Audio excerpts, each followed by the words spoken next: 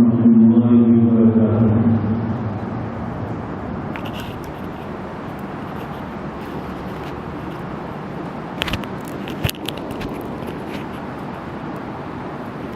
إن الحمد لله نحمده ونستعينه ونستغفره ونستهديه ونعوذ بالله من شرور أنفسنا ومن سيئات أعمالنا.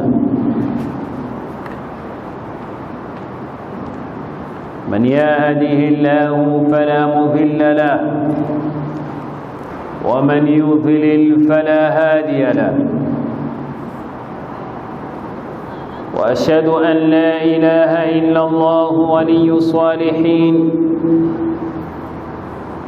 وأشهد أن سيدنا وحبيبنا محمدًا عبده ورسوله. وصلى الله على سيدنا محمد وعلى آله وصحبه أجمعين. أما بعد، يقول الله تبارك وتعالى في محكمه كتابه العزيز: هو الله الذي لا إله إلا هو الملك القدوس السلام المؤمن المهيمن العزيز الجبار المتكبر، سبحان الله عما يشركون. صدق الله العظيم. Hii aya ni moja katika aya ya ajabu ndani ya Qur'anul Karim iliyobeba majina kati ya yale 99 names: Al-Malik, Al-Quddus, As-Salam, Al-Mu'min, Al-Muhaymin, Al-Aziz, Al-Jabbar, Al-Mutakabbir. Yote haya majina 8 yako kwenye aya moja, na Mtume sallallahu alaihi wasallam asema haya majina ukayahifadhi, hifadhi tu hii aya, atakuwa tayari umehifadhi majina 8. Wallahu alladhi la ilaha illa huwa al-Malik, mpaka mwisho itakuwa umehifadhi majina 8 ya Mwenyezi Mungu. Man ahsaha, whoever memorize haya majina, dakhala aljanna. Mwenyezi Mungu hakuna zawadi ya kukupa isipokuwa ni kukuingiza peponi.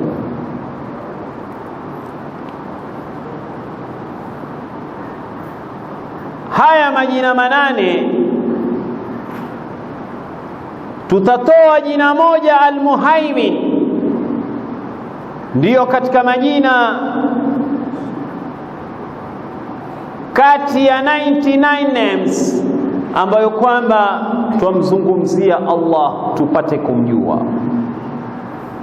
Jina namba 20 katika mpangilio wetu wa kuzungumzia majina matukufu 99 names. Hili ni jina namba 20, ni Al-Muhaymin, the dominator, yule aliyetamalaki binadamu na akatamalaki kila kinachomzunguka binadamu na majini na viumbe vyote duniani. Sasa Mwenyezi Mungu Subhanahu wa Ta'ala, huyu ni yule ambaye kwamba tuambiwa awwalu wajibi ala al-insani ma'rifatu al-ilahi bistiqani. Jambo la kwanza mzazi atakiwa amfunze mwanawe ni kumfunza kumjua Mola nani, kumjua Allah. Na mtoto au mzazi akifeli kumfundisha mwanawe, yule mwanawe moja kwa moja ataogelea kwenye maasiya. na mtoto akafunzwa lakini asiyafuate mafunzo ya kumjua Allah, basi moja kwa moja ataogelea kwenye maasi. Yule anayefanya maasi hamjui Mola wake, na akijifanya yuamjua Mola, manake waweza ukapata mtu ni msomi akwambia mimi bwana nimesoma Azhar, lakini mzinifu, kisha na aya au ana hadithi anazozitegemea kudai kwamba anayoyafanya Mwenyezi Mungu ana rehema atamwekea. Huyo hamjui Mola nani. Kusoma na kumjua Mola ni vitu viwili tofauti. Usijaribu kucontradict kumjua Mola na kwenda kusoma madrasa. Hivi ni vitu tofauti kabisa. Kumjua Mola utamjua Mola tu, na kumpenda Mola ni kumpenda Mola tu, na kisha kuna kumsoma Mola mwenyewe.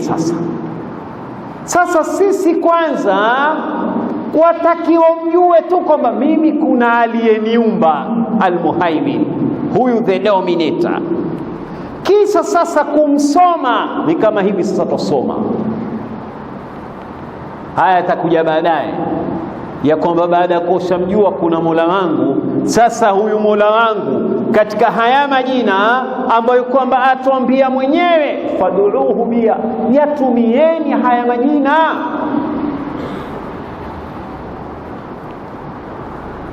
Angalia umuhimu ambao kwamba tutatakiwa tumtangaze Allah, watu wamjue.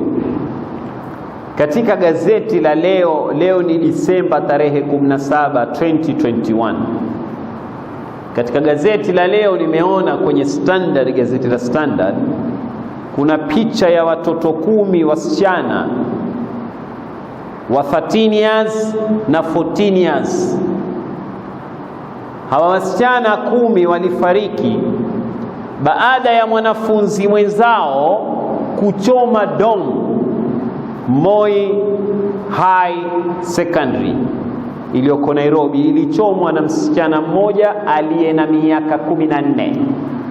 Msichana ana 14 years, akachoma dormitory, ikaua wasichana wenzake, wanafunzi wenzake 10, burned to death. Kesi toka 2017, kesi imesikizwa jana. Kesi yake yasemekana huyu mtoto alikuwa hakuipenda ile skuli alopelekwa. Huyu mtoto alikuwa hataki kwenda ile skuli, akaona ile stress anaoipata ni kuchoma ile skuli. Huyu mtoto lau yamjua Mola wake nani, hangefanya mpaka wenzake wakafa. Ndio nakueleza kwamba hawa wanaokwenda skuli si kwamba wanakwenda kumjua Mola wao nani. Kule skuli kwatakiwa kuwe na mikakati ya kufundisha watoto wamjue Mola wao. Wakiingia kwenye devil trap, mtoto atapotea tu moja kwa moja, especially ikiwa Mola wake hawamjui. Huyu wata skuli si ya Kiislamu, na huyo aliyechoma si Muislamu. Tuzungumzie Muislamu. Msichana wako, barobaro wako, yule ulomtoa amekwenda university. Leo yuko university mtoto kama yule, msichana kama yule, yuko hostel ama umemkodishia rumu. Ikiwa hamjui Mola wake nani, ile privacy alionayo atapotea tu. Haya makoleji yetu, mauniversity yetu, intermingle life iliyojaa katika maishani mwetu, mtoto ikiwa hamjui Mola wake nani utampoteza tu. Ndio hizi kesi ambazo kwamba zilioko leo msikie mzazi amemkasirikia msichana wake, yuaolewa na jinsia isokuwa yake yeye anayoitaka. Atakutolea sababu kabila silo, atakutolea sababu rangi sio anaitaka mzazi. Leo msichana wake amwambia nitaolewa na huyu, hata kama si kabila yetu. Ni lipi lilomfanya msichana akawa hivi? Na ni lipi likambadilisha huyu barobaro kwa hivi? Ni yale maisha yaliyotangamana, jinsia tofauti, na yule mtoto wako sahamjui Mola nani. Narudia tena, jambo la kwanza mzazi twatakiwa tuwafundishe watoto wetu ni kuwafundisha watoto wetu mikakati ya kumjua Mola wao. Al-Muhaimin, the dominator. Imam Al-Ghazali asema rahimahullah, huwa al-qaimu ala khalqihi bi'a'malihim wa arzakihim wa ajalihim. Mwenyezi Mungu ndo amemtamalaki yule binadamu. Baada yule binadamu kutamalikiwa na Mola wake Allah, kisha na kazi zetu zimetamalikiwa na action, riziki. Baada ya riziki na ajali, zote hizi Mwenyezi Mungu ziko kwenye his control. Mwenyezi Mungu ana control wewe, anani control mimi, na ana control zile action. Hili jina ni moja katika jina muhimu sana binadamu atakiwa ajue, kwa sababu kutokana na hili jina utasikia wengine wana commit suicide. Mtu anajiua kabisa, anaona haya mambo yanavyokwenda, afadhali nife mimi. Kwa sababu gani? Kwa sababu anaona hakuna mwingine wa kumwokoa katika ile maisha, sasa afadhali nife. Lakini akimjua kwamba kuna Al-Muhaimin ndo ametamalaki vitendo vyetu, riziki zetu, ametamalaki ajali zetu, basi kila mtu ataishi katika ile maisha. La tukthir hammuk ma qaddir yakun, usiwe na hamu nyingi mpaka ukatoka wewe katika control ile ya Mwenyezi Mungu jalla jalaluhu. Angalia Qarun, alikuwa ni mtu mmoja tajiri sana. Qarun alikuwa ni mtu mmoja tajiri, utajiri wake umesifiwa ndani ya Qur'ani, hata si sunna za mtume tu. Yani ikiwa Qur'ani imemsifu huyu ni tajiri, basi hakuna udhaifu tena mwingine tukasema pengine basi alikuwa utajiri wake alikuwa pengine hawa matajiri wetu wa Kenya, hawa matajiri wetu wa East Africa atamfika Qarun. La, ikiwa Qur'ani imemsifu Qarun ni tajiri, basi jua ni tajiri. Qarun huyu akawa njama yake kubwa ni kumshawishi Nabii Musa alayhi salam na kazi yake ya da'wa. Na hapa ndio mtego mkubwa kwa matajiri na mashekhe au madai au wanazuoni au maustadhi. Siku zote mtu akishakupata pesa huwa yuko against law za Uislamu, Qur'ani, Sunna, kwa sababu kule kuwa ashapata pesa sasa aona kutoa zaka kama yuonewa, aona atoe sadaka yuonewa. Ni tajiri akiambiwa swali aona kama haimfaa, hafai kuswali. Na wewe angalia daraja yako pale ulipokuwa na pesa na pale huna pesa uko vipi, utaelewa maneno. Ikiwa wewe haija kutokea katika maisha, muangalie ule rafiki yako alipokuwa na pesa na sasa hana, ndio utamjua hapa daraja zake zinakwenda kimaisha namna gani. Qarun ikawa sasa distract Nabii Musa ibada na da'wa zake. Nabii Musa akitaka kufanya ibada, Qarun yumblock. Na haya ilianza kitambo, hata wakati wa Mtume sallallahu alaihi wasallam. Hii ndio mipangilio, al-kufru millatun wahid, ukafiri una mila moja, tradition ya kufru ni moja tu. Angalia wewe, maswahaba na Mtume sallallahu alaihi wasallam walipokuwa wasilimu, wale makureshi walifikiria hawa stress namna gani waiache dini. kitu kimoja alichokifanya, waliwaekea sanction na kueleza kufru mila moja kutoka wakati wa Nabii Musa mpaka wa mtume mpaka maisha yetu wa 2021. Kufru mila yake na mikakati yake ni yale yale. Jamaa mpigwa sanction, maswahaba akapigwa sanction, wakaekwa kwenye shiibi ya Abi Talib, hawauziwi kitu, hakuna kuwaoa, hakuna kuolewa katika makundi hayo wa maswahaba na mtume wao sallallahu alaihi wasallam. Na ndio wanaofanywa sasa. Wewe ikiwa hufuati maamrisho ya one world government, ikiwa hufuati, utapigwa sanction. Tena utaambiwa kabisa, kwanza noti yako itakuwa haifanyi kazi, na unaangalia pesa yako kiangaliwa haina maana, value kwa dola. Kisha sasa utaangaliwa mambo mengine, misaada hupewi, dawa hupewi, mipangilio mingine hupewi. Sasa utaona ile kufru mila zake ni zile zile kutoka kwa Nabii Musa. Tumwangalia Mwenyezi Mungu au tutafsiri jina la Al-Muhaimin, umjue Mola wako nani. Qarun akatoka yeye na kundi lake. Nabii Musa ankaa atoa darsa kama hivi. Qarun, Qur'ani atuambia fakharaja ala qaumihi fi zinatihi. Qarun akatoka intentionally, hakutoka pengine bahati mbaya mpita, alikuwa amepanga, na ndio alikuwa mipangilio yake akiyafanya. Amekaa, ajua hivi sasa tuko kwenye msikiti, kuna kuta, kuna madirisha, tukiyafunga madirisha hapa nje huwezi kuona. Wakati ule ilikuwa kuko wazi. Nabii Musa alayhi salam amekaa na wafuasi wake akiwatolea darsa. Qarun akapita juu ya farasi. Farasi alivyopambwa, amvalishwa dhahabu, mavazi aliyokuwa ameyavaa Qarun na wale watu wake waliokuwa wameyavaa.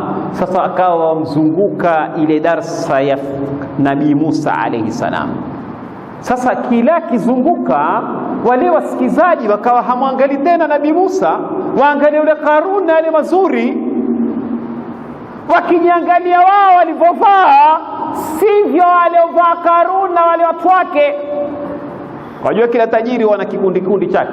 Wanaenda jamaa kama timu Ustadh Omari, yani timu yetu sisi ni. Basi yale utaujua ule utajiri wake ule jamaa na ile timu yake alionao.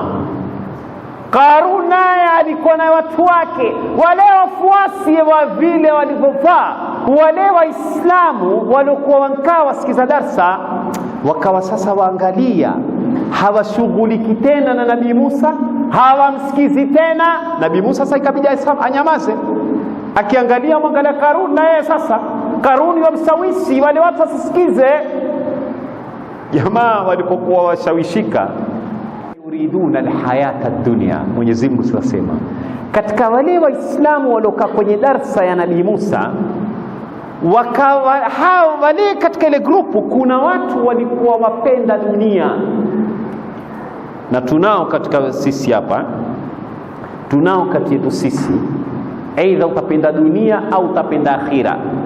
Na sote tukiulizwa hapa, jibu utasema napenda akhira, lakini action zako hazionyeshi kama napenda akhira. Wewe zile action zako, huswali, wadhulumu, hutoi sadaka, wewe jambazi, hupo, yani kuna vitu kivifanya automatically ule kuangalia ajua huyu mtu wa akhira, si mtu wa dunia.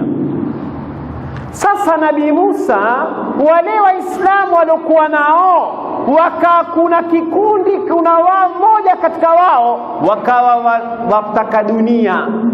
Basi wakasema ya laita lana mithla ma utiya Qarun. Wakawasema yani tuko hapa tusikiza darasa lenyewe tuambiwa ni la Mungu mmoja. Darasa hili tunalosikiza, si afadhali tungekuwa kama hawa? Ufalme, uzuri wa mavazi, uzuri wa kuvaa madhahabu.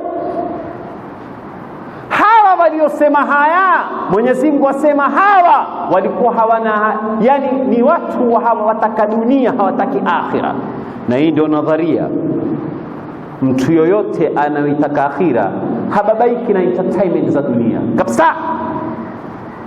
Tamaa yake yani ile software ya tamaa inapotea kabisa katika maishani mwake.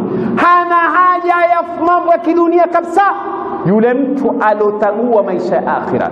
Na mtu yuko 50-50, utamwona kuna wengine dunia yumo, akhira yumo. Basi utamwona kidogo kidogo. Kwambia bwana, hata tupige jembe, hata tule hongo kidogo, kisha tateta istighfari mbele huko yataka huko wataka.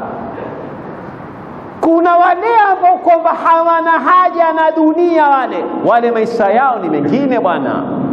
Na utawajua wewe mwenyewe tukiambia yule wana atana nani anakuja, yule ustadi mwache bwana, akijua huyu si wa dunia huyu. Na kuna ustadi akija, usimbetu huyu, ndoka hapa, julikana wa dunia huyu, wa leo na kesho huyu. Lakini nakupa ile picha iliyotokea wakati wa Nabii Musa. Hata hapa iko, si tunkaa kwenye darasa sahihi khutba ya Juma, kukipita mwanamke hapa, yule anayetaka dunia atapiga jito, pengine utajifanya enda chooni, utoke nje kabisa, amfuata utakumwangalia mwanamke enda wapi. Wale ambao kwamba hawataki dunia, hatuangeuza tena, akishakuona atainamisha kichwa chini, hataki tena kuona. Hii ndio tofauti. Wale wakasema ya laita lana mithla ma utiya Qarun, hayalo kwa Qaruni, kwa nini na sisi hatupewi? Innahu ladhu hadhin adhim, huyu Qaruna amebahatika huyu. Na haya ndio mafunzo yetu. Sasa tutaja hapo ndio utaipata ile jina la Al-Muhaimin, the dominator. Mola wako au Mola wetu sisi Waislamu ni yule aliyetamalaki Nabii Musa, akamtamalaki mpaka Qarun. Sasa angalia maisha ya Mtume Muhammad na uangalia maisha ya Qarun. Angalia maisha ya Nabii Musa, uangalia maisha ya Firaun, ufalme aliokuwa nao mpaka kahisi mimi ni Mungu. Yani ule utajiri aliokuwa nao mpaka akajua hakuna kama mimi. Huyu mtu alikuwa mfikia wapi? Na isije kwenye fikra wewe ukasema basi mimi nifike. Hatari sana. Wewe mshahara wako unaopewa tu ni chama, ni kidogo, ni keshia, wasumbua watu kwenye makazi, watu watakazi kwa ajili yako wewe. Yule jamaa bwana mtu mbaya sana. Haje ukipewa tajiri kama Firauni, wewe utasema ni Mungu? Mwingine anaweza kuambia kabisa, anambia hiyo kazi yako naweza kaifunga mimi. Hata taifunga kazi yako. Hayo maneno kijinga tu na usidanganye na mtu ataifunga kazi yake. Ataifunga nini? Mungu atamfunga yeye huyo. Kuna maneno mengine ukiyapima lillahi taala utamjuazu mtu wa shoti kidogo.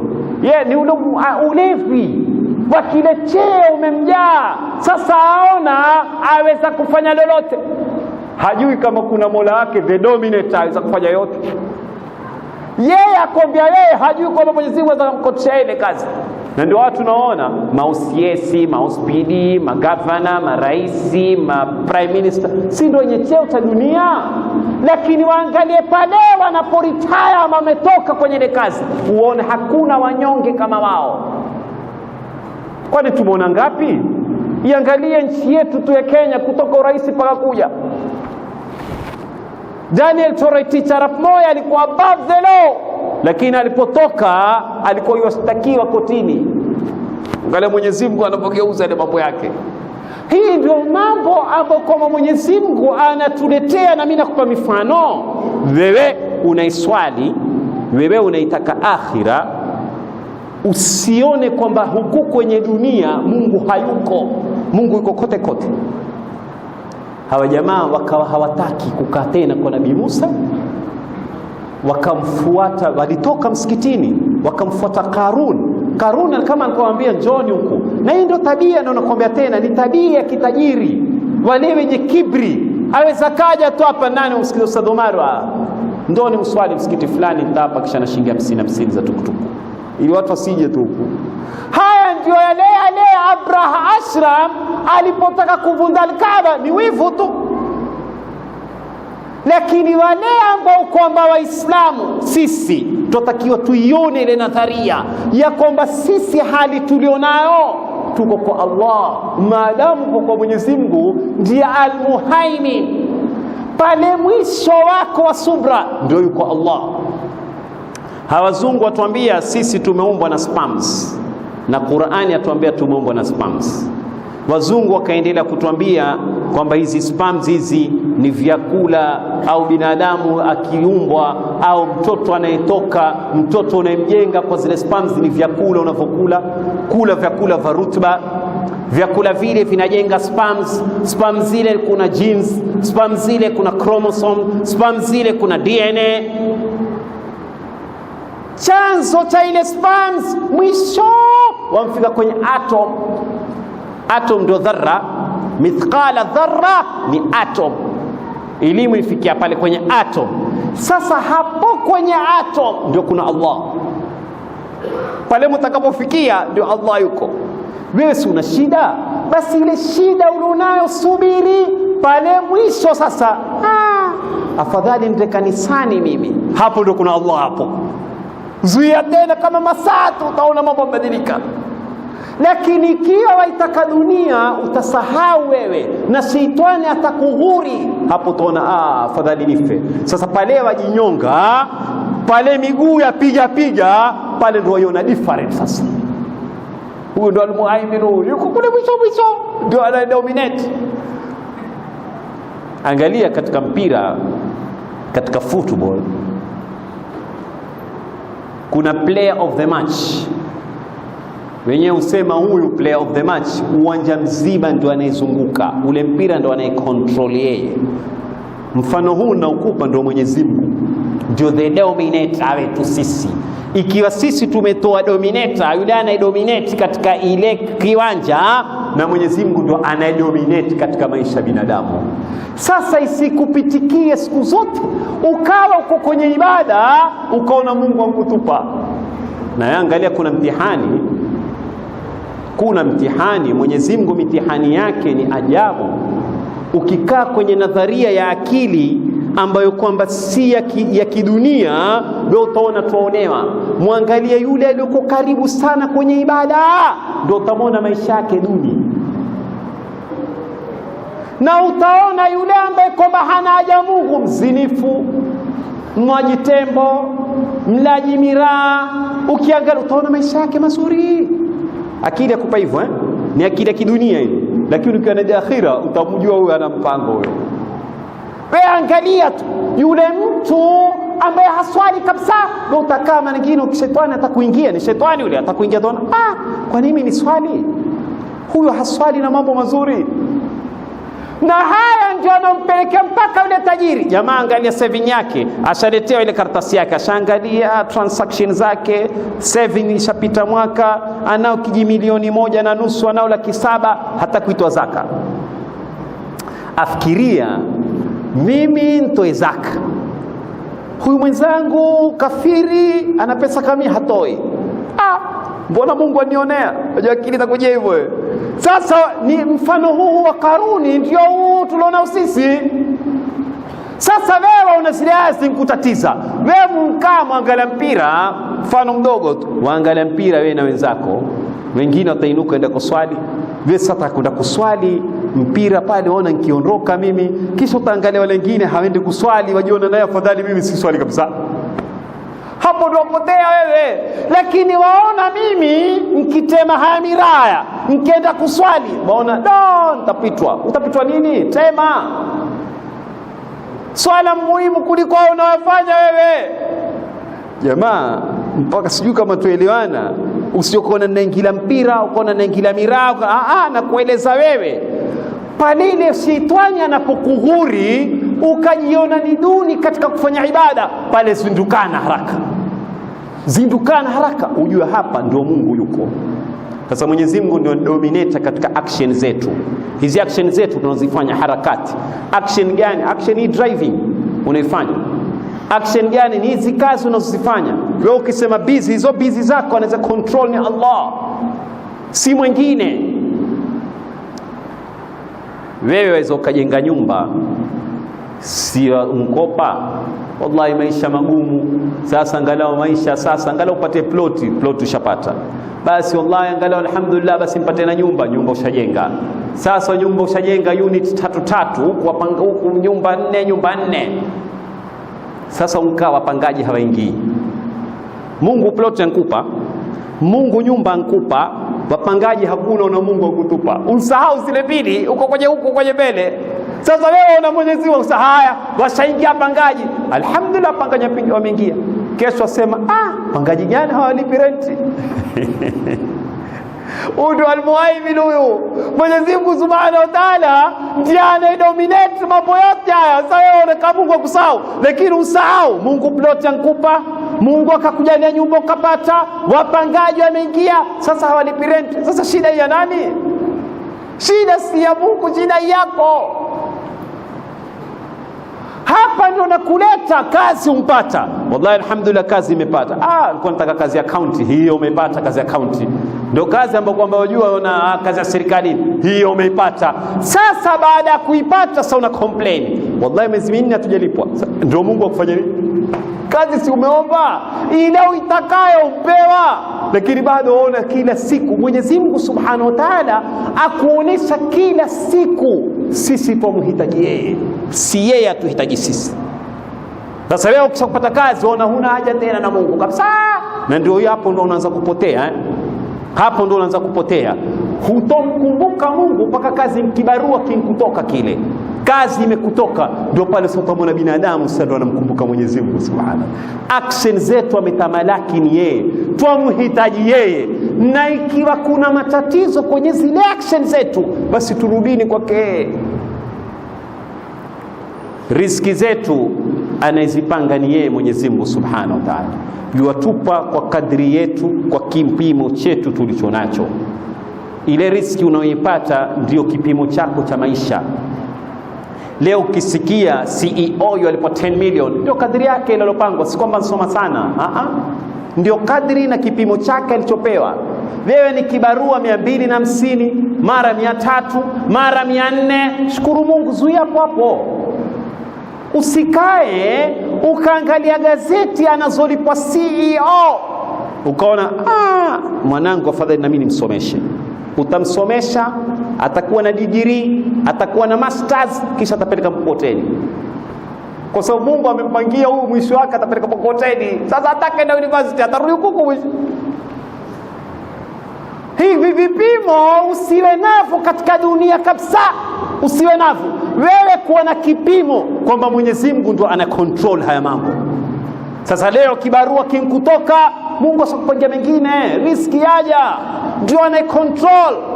Usibabaike kabisa katika riziki, katika action. Hizi action zetu tunazofanya, usibabaike kabisa. Na sheitani kazi yake kubwa ni kutubabaisha. Ukibabaika utafanya shirki, ukibabaika utakula riba, ukibabaika wewe utaingia kwenye mambo ambayo kwamba Mungu hayataki. Maana kiwa huzunika, kwa nini mimi sina nyumba? Leo umeletea kikartasi hapa tukwambia kuna apartment zauzwa 10 million, utalipa kwa miaka 40. Miaka 40 walipa tu. Sasa wewe fikiria, huna guarantee ya sekunde 40. Wapangiwa miaka 40 kwa kuwa waitaka dunia. Wallahi mortgage itakatufanya bwana. Wajua dini pia kubali, haikatai dini kununua nyumba, lakini mpangilio huu wewe mkufa na deni za nyumba, utaswaliwa vipi jeneza lako na una deni wewe?